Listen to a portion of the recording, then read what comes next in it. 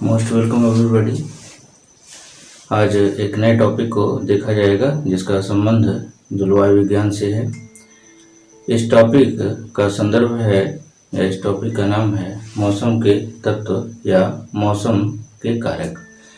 जैसा कि आप जानते होंगे कि मौसम किसी भी स्थान का हो वह किसी न किसी रूप में परिणत होता रहता है, बदलता रहता है। कभी आकाश में बादल दिखाई देते हैं तो कभी तेज धूप दिखाई देती है, कभी बारिश होती है, कभी वातावरणीय दशाओं में परिवर्तन होते हैं। तो ये परिवर्तन किन किन कारणों से होते हैं, उसके पीछे कौन कौन से रीजन हैं जो मौसम को सदैव एक समान नहीं रहने देते हैं, जो विभिन्न कारकों के रूप में प्रभावित करते रहते हैं। आइए इन बिंदुओं पर प्रकाश डालते हैं।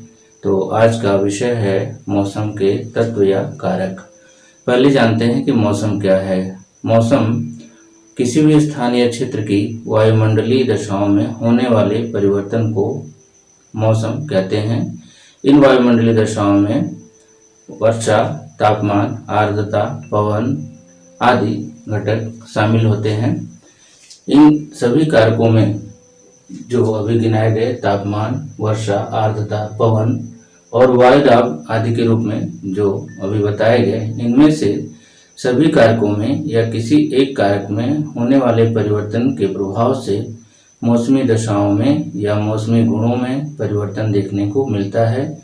विश्व के विभिन्न स्थानों की मौसमी दशाओं में या मौसम में किसी न किसी रूप में परिवर्तन सदैव होते रहते हैं। किसी भी स्थान का मौसम हमेशा एक जैसा नहीं रहता है, बल्कि कुछ निश्चित अंतराल के बाद, कुछ निश्चित समय के बाद उसमें परिवर्तन अवश्य होता है। यह परिवर्तन कालिक भी हो सकता है, दीर्घकालीन भी हो सकता है और क्षणिक भी हो सकता है। तो आइए देखते हैं कि कौन कौन से ऐसे कारक हैं जो मौसमी दशाओं को प्रभावित करते हैं, मौसम को प्रभावित करते हैं। यहाँ पर पहला कारक है सौर विकिरण। सौर विकिरण क्या है? भूमि की प्रति इकाई क्षेत्र पर या धरातल की प्रति इकाई क्षेत्र पर सूर्य के द्वारा प्राप्त ऊर्जा की जो मात्रा है उसे सौर विकिरण कहते हैं, या सूर्य द्वारा भूमि की सतह पर प्रति इकाई पर प्राप्त ऊर्जा की दशा को सौर विकिरण कहा जाता है। इसका मापन एक्टिनोमीटर के माध्यम से किया जाता है। सौर विकिरण की तीव्रता का मापन करने वाला जो यंत्र है उसे एक्टिनोमीटर के नाम से जाना जाता है। इसके बाद दूसरा कारक है वायु का तापमान। वायु के तापमान से क्या तात्पर्य है? वायु के तापमान से तात्पर्य है कि वायु कितनी ठंडी है या गर्म है, इससे तात्पर्य है। इसके मापने के लिए थर्मामीटर का इस्तेमाल किया जाता है और धरती की सतह का औसत तापमान जो है वह 14.9 डिग्री सेंटीग्रेड अर्थात 14.9 डिग्री सेंटीग्रेड बताया गया है। तो थर्मामीटर के जरिए वायु के तापमान को मापते हैं। वायु क्या है? वायु से तात्पर्य है एक निश्चित स्थान पर हवा की जो स्थिति है वह वायु के रूप में जानी जाती है। इसके बाद देखें वायुदाब। वायुदाब जिसको इंग्लिश में कहते हैं एयर प्रेशर। एयर प्रेशर क्या होता है? किसी स्थान पर प्रति इकाई क्षेत्र पर या भूमि की सतह पर प्रति इकाई क्षेत्र पर वायु के दबाव को वायुदाब कहते हैं। वायुदाब समुद्र तल पर 1013.25 MB होता है। वायुदाब का मापन मिली बार के रूप में किया जाता है। तो समुद्री सतह पर यह दबाव 1013.2 MB बताया गया है। इसका मापन बैरोमीटर के माध्यम से किया जाता है। इसके बाद चौथा देखें पवन। पवन क्या है?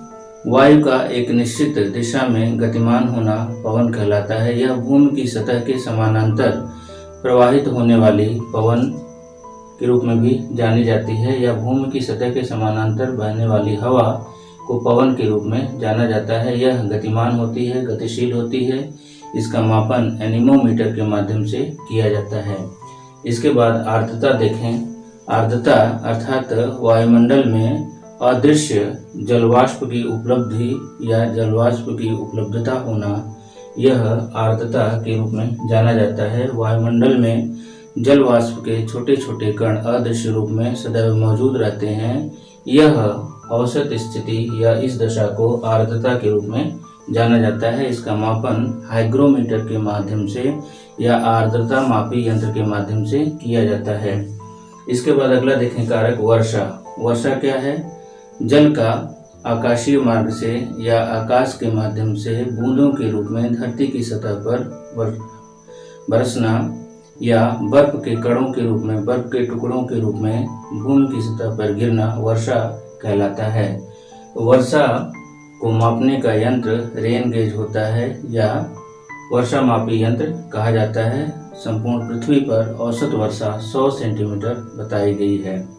इसके बाद आखिरी कारक को देखें मेघाच्छादन। मेघाच्छादन से तात्पर्य है आकाश में मेघों के आच्छादन से या आकाश में मेघों की सघनता या गहनता से तात्पर्य है। ये गहनता आंशिक भी हो सकती है और सघन भी हो सकती है।